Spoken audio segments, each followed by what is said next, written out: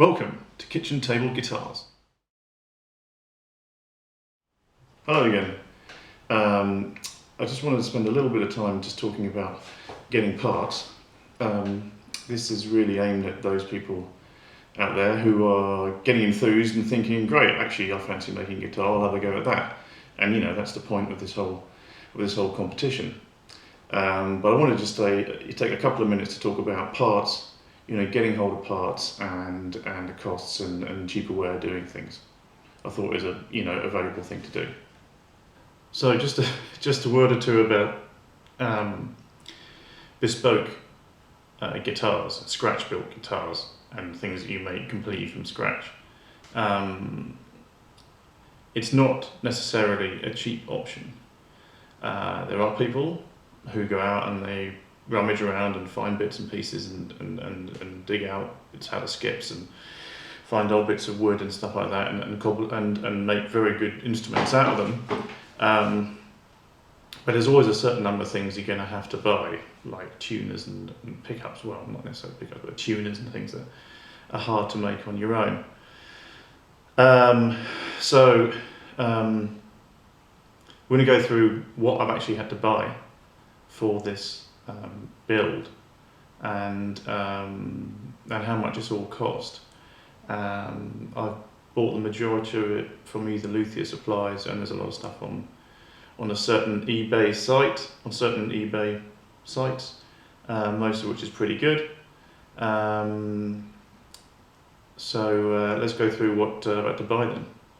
Okay, so what we have here is most of the parts are going to go together to make this build.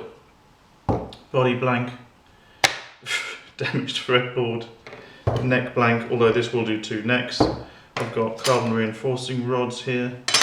I've got a truss rod. I've got some nice stains from Crimson's Guitars. That is actually a piece of mother pearl for the eyeball. Finishing oil, fretboard restorer, side dot inlays, jack and back plug, strap lock, bridge, pots, pickup, capacitor for pot, nut blanks, tuners, strings, pretty important, knobs for the pots,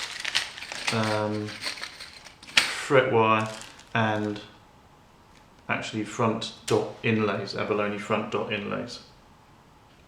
To date I've spent something in the region of £358 on all this kit, and in US dollars that's about 498 or something, which is quite a lot of money. You can get a lot of this stuff cheaper in the US. Unfortunately, a lot of the stuff is made in the US and then tends to come over to England, and we get import duty on it, and it's usually a lot more than you can get it in the US.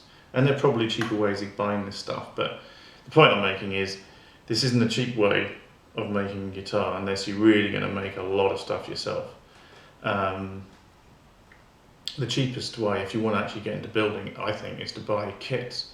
You can buy, half decent Harley Benton kit for a Strat or a Les Paul for £60 or something, which is about $100. You can probably buy them for $60 in America.